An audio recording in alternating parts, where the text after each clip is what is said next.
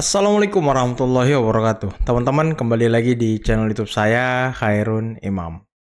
Nah, kemarin kelompok dan para gerombolan pembenci itu membuat sebuah seminar yang judulnya ya sedikit aneh, teman-teman, dan menggelitik tentunya. Bisakah Gibran dimakzulkan dan Jokowi diadili? Dan yang paling lucu adalah narasumbernya ini. Ada orang-orang dari Dirty Vote, si siapa? Ferry Amsari, Bivitri Susanti, dan juga ada Deddy Sitorus di sana, ada Said Didu di sana, ada Eros Jarot, dan yang terakhir ada Roy Suryo.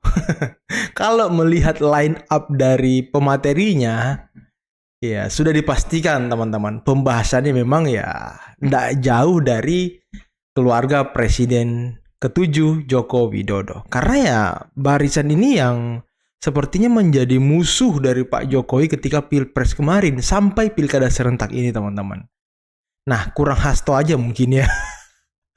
Dan yang paling lucu, teman-teman ya, Said Didu itu sempat mengutarakan dan mengatakan ingin memakzulkan dan mengkudeta Pak Jokowi beserta keluarganya dari Indonesia. Waduh, ini makin aneh bin ajaib lagi.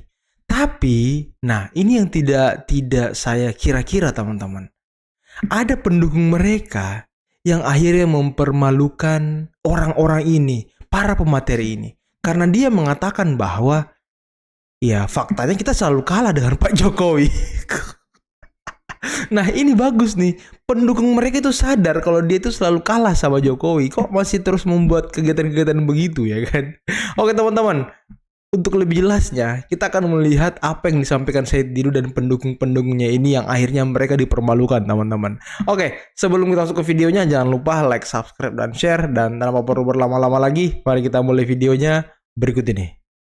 Oligarki saat ini, kalau oligarki pada saat Pak Bung Karno, saya bilang itu di halaman rumah, lempar daging masuk, lempar ayam masuk, itu di luar rumah. Pada saat Pak Harto, itu ada di pavilion, nggak boleh masuk ruang tamu. Pada saat Jokowi, itu dia ngusir penghuninya yang dia ada di dalam dapur mereka. Di dapur mereka. Nah, itulah oligarki, itulah yang nah, sekarang dia sangat berkepentingan kepada Pupu Papa berlanjut. Jadi yang kita lawan ini adalah mengambil kembali kudeta negara ini oleh oligarki bersama dinasti Jokowi. Yang kita harus Waduh, mau mengkudeta oligarki dan keluarga Pak Jokowi. Luar biasa juga saya Didu ya. Kan kedaulatan pada rakyat dengan mekanisme yang ada. Nah, itu saya muter-muter semua itu yang terjadi. Mohon singkat dan padat Bu Pasca. Selamat sore. Saya khawatir sebetulnya ini pertemuan kita ini merayakan kekalahan. Merayakan kekalahan. Selalu kalah ya. Dari pertama kita melawan Jokowi, kemudian kita tidak suka juga sama Gibran tiba-tiba jadi calon wakil presiden, dan kemudian terjadi kita kalah. Jujur sekali Bapak ini loh. Saya khawatir betul teman-teman bahwa besok semua rakyat itu mau bilang kayaknya lebih baik Jokowi deh dari sekarang. Betul. Seperti hal waktu kita ngomong sebaiknya lebih enak zaman Soeharto. Iya. Kan begitu. Jadi konkretnya begini. Ini saya kenal semua ini ahli semua.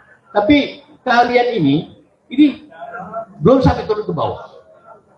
Silakan. Tolong sekali lagi karena waktu dan constraint, tolong singkat ya, langsung. Dan jangan mengulang apa yang sudah disampaikan teman ibu. Assalamualaikum warahmatullahi wabarakatuh. Saya Esti dari Forum Aksi. Pertanyaan saya singkat aja buat Pak Widodo. Selama ini partai Bapak yang membawa Jokowi menjadi presiden. Kami mungkin semua mau memaafkan dosa-dosanya itu, asalkan mampu nggak partai Bapak ini mengadili Jokowi. Kedua, selama 10 tahun partai Bapak itu turut menikmati. Terus ngapain aja apa yang sudah dilakukan, kok sekarang seolah-olah jadi korban. Seolah-olah jadi korban. Kami peduli dan akan memaafkan semua itu asalkan mampu gak Gibran dihasilkan, Jokowi diadili. Itu aja yang kami harapkan. Terima kasih udah. Tadi gerombolan ini dipermalukan pendukungnya sendiri.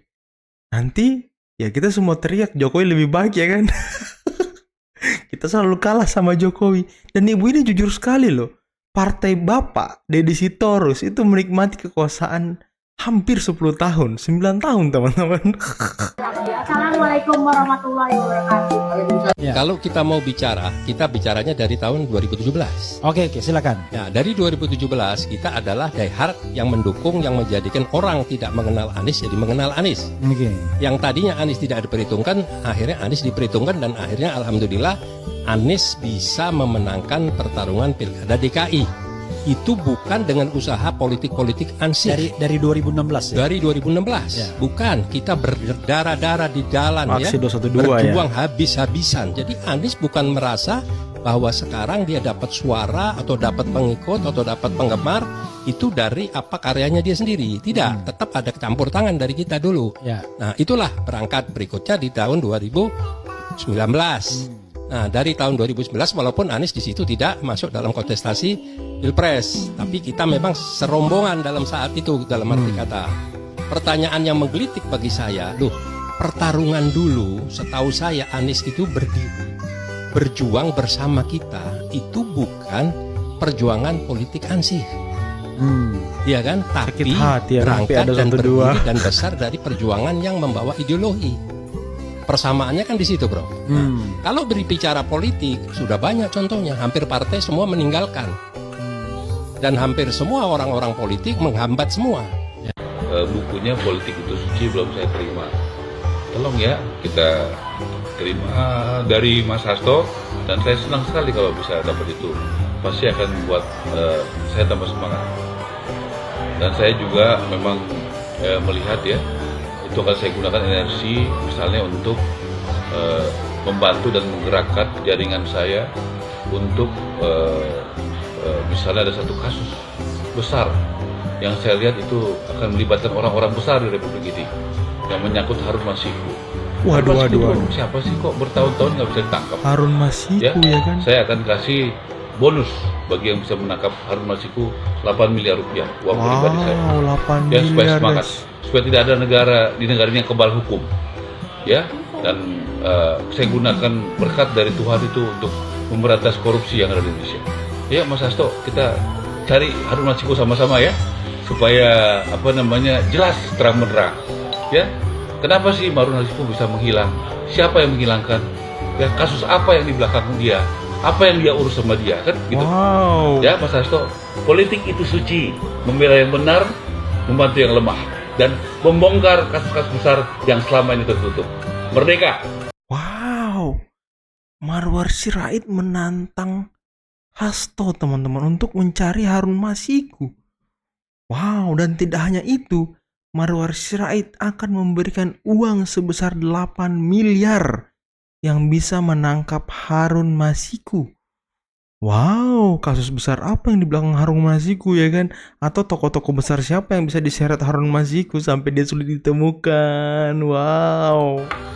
Bohirnya Anies Baswedan kemungkinan tidak dari 9 naga, lebih mengarah ke Timur Tengah kan gitu. Prabowo masuk lebih dahulu kan begitu. Kita ingat bahwa jasanya kakek Anies Baswedan itu adalah mencari dukungan kemerdekaan Indonesia ke Timur Tengah, ke Mesir dan lain-lain, sehingga Indonesia dapat dukungan.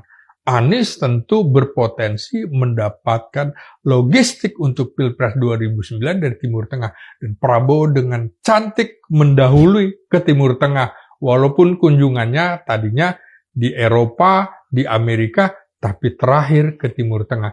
Jadi menurut saya lobby-lobby terhadap pengusaha-pengusaha di sana pasti juga dilakukan. Naif kalau Prabowo tidak melakukan hal itu. Naif juga, Bung, kalau Prabowo tidak memperhitungkan bahwa calon-calon gubernur ini adalah calon lawannya di Pilpres 2009 mendatang. Berarti pernyataan Pramono yang mengatakan bahwa saya hanya 1 periode, itu kan seolah-olah ditafsirkan bahwa Ini untuk kesempatan untuk Anies Hmm. yang diberikan. Berarti tidak dong, itu berarti pesan ke Pak Prabowo juga. Oh iya, saya kira begitu, semuanya juga akan mengatakan, saya kalau perlu setengah periode, Bung, bukan cuma 1 periode. Itu kan untuk mengatakan bahwa saya tidak akan menjadi lawan Anda nanti. Sama kan? Siapa kira Anies akhirnya menjadi lawannya Prabowo.